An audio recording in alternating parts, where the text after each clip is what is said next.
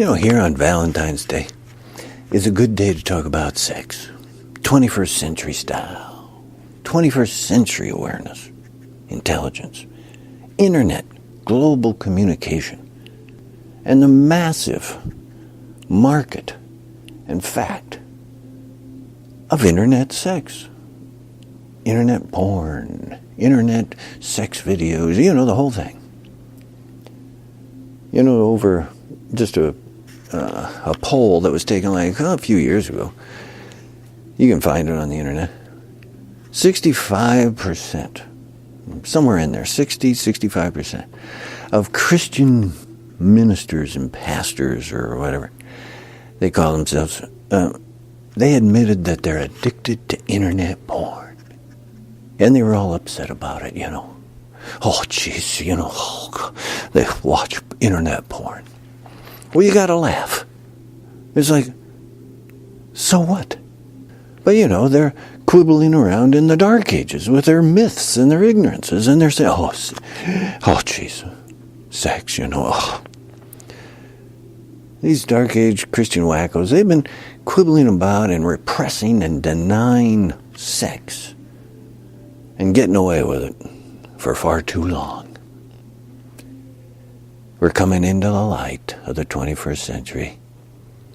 We got to leave all their mythology, their justifications for repression behind, because they're wrong. That's all there is to it. Folks, you see it. Internet porn, internet sex. The only thing that has consistently made money on the internet is internet porn, internet sex. That's as you know, we all have a tremendous interest in sex. We do. But here in the 21st century, we're also running into some real clarifications that need to be addressed now. And in doing so, we got to jettison, just throw out all this, in particular, this religious dark age baggage that is incorrect. We have now discussion of women's rights, justifiably as never before. And we have the discussion, in fact, of homosexual rights, which is true, finally getting airtime, finally getting addressed as well. And who are the big repressors and deniers and want to close it down? Stop women, stop homosexuals. But these dark age religions, we can't keep going there. Can't keep going there anymore. You're in the internet, global age, with your mutual awareness in mind, not the dark age. Now in there also comes along the need to address and finally legalize prostitution. Because you can't keep giving billions of dollars to criminal enterprises anymore. You have to legalize drugs. You have to legalize prostitution. And in legalization, you run the business. You have oversight. You set up the structure. You set up age access, sanitation, health care. And we pull the rug out, not only from criminal enterprise, but also from the related violence, sex abuse that has been going along far too long, that has been based upon the stupidity of prohibition. And prohibition, again, has its root in this religious dark age stuff, where they kept telling you, oh, it's immoral. It's immoral to gamble. It's immoral to get intoxicated. It's immoral to go to a prostitute or be a prostitute. It's all made up. And everything about it was control, really. Repression, denial, control. limitation. And all it did was create billions and billions of dollars going to criminal enterprise. Now, this whole thing about sex, and the internet sex, and homosexual reality, and the whole thing. One is, as we say, this big issue of women's rights. Finally, really starting to take off, finally. And in there is the reevaluation of sex, of relationships. You've been seeing and hearing it's been kind of perking along here since the Bill Cosby sex trial and the other political guys who have been brought up and say, he was having an affair. He was having an extramarital affair. Oh, jeez. Got to get divorced, or that's why you can't vote for him, because, he's had an extramarital affair. Or you come up with sex abuse, where allegations are coming up against, like Trump, that are saying abuse, sex abuse of women, harassment, rape. And all of that has been kind of in the dark because, as women will tell you, there was a society-wide kind of acceptance of this kind of diminishment of women's value, women's rights. And those days are over. Those days are over. Do you know that because of the internet, there's women in Iran who are standing up. They have these electrical control boxes at intersections. And you can see it, find the video. These Iranian women who are Islamic are standing up on top of that. And it's always, a major street intersection kind of stuff where these electrical boxes are. So they're at the side of the street, and they're standing on top of there, and they're taking off their Islamic required head covering cover up their hair, and holding it out. Not saying anything, they're just holding it, took off their headscarf. You know about it because of the internet, global communication. Women everywhere communicating about equal rights. And in there is making their own decisions, deciding for themselves. Are they going to have an abortion?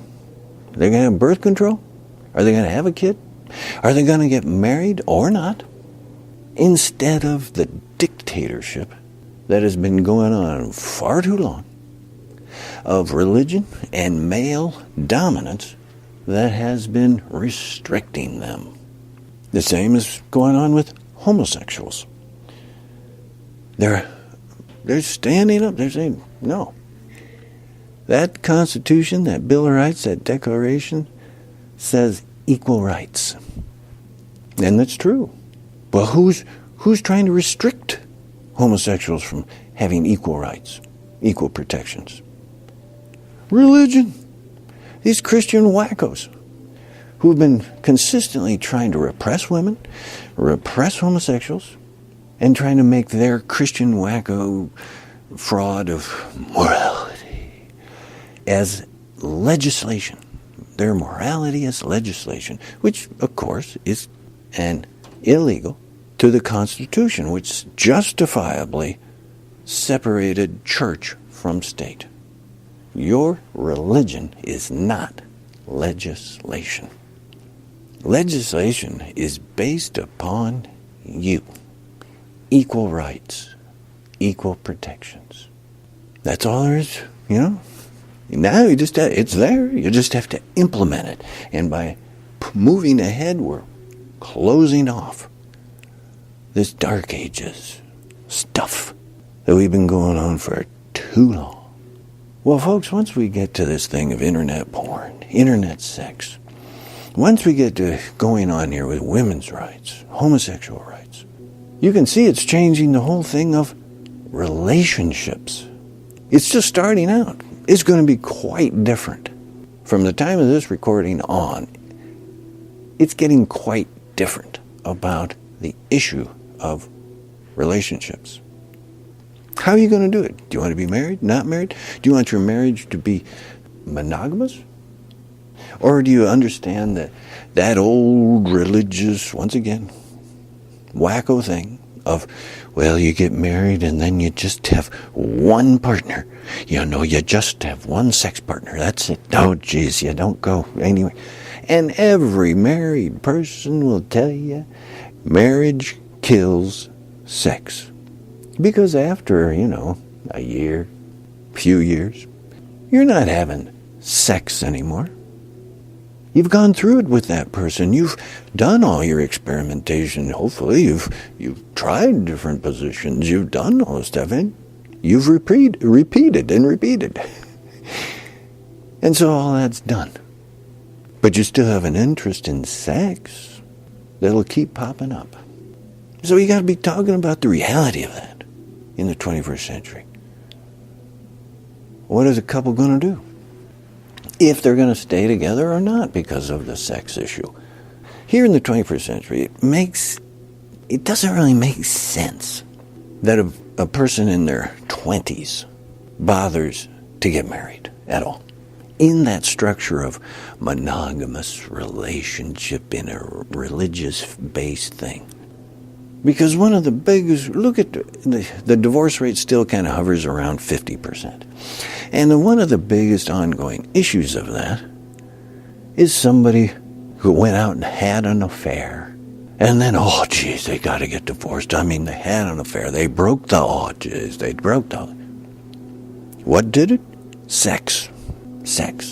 You got to be looking at, why does anybody in the 21st century, with the society that we're starting to have in this post-industrial age, with our computerization and whatnot, why is anybody young like that bothering to get married at all?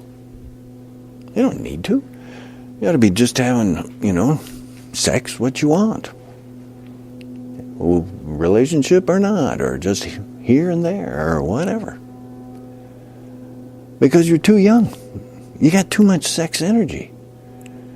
When you're in your 20s, as you know, you want a lot of sex. You got a lot of things going on about sex, and you want to have that. Well, it's kind of ludicrous to put it into this old-fashioned, monogamous little box and think that's going to work.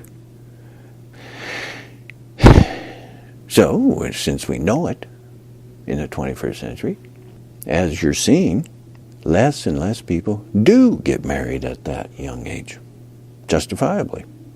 Because we were all open to these possibilities here in the 21st century. We're not binding people into these little predetermined boxes.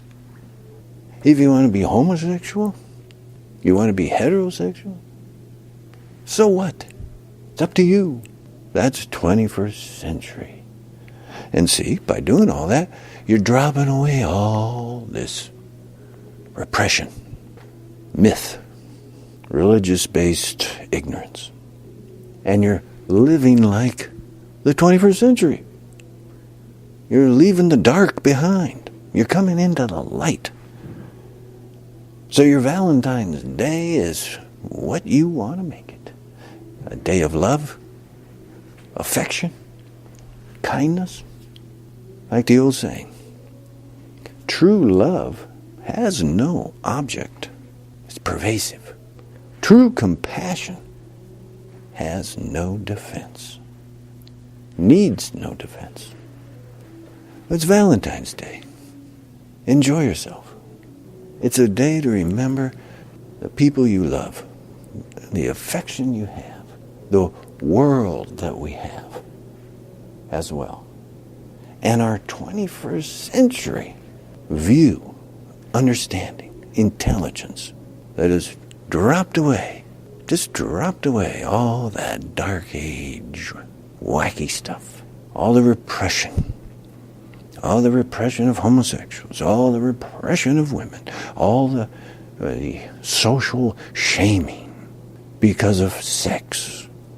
Kind of just we've let that all gone. We have our red shirt on, our red dress, a red heart of Valentine's Day to signify love, kindness, cooperation, intelligence. 21st century. Join us in the light.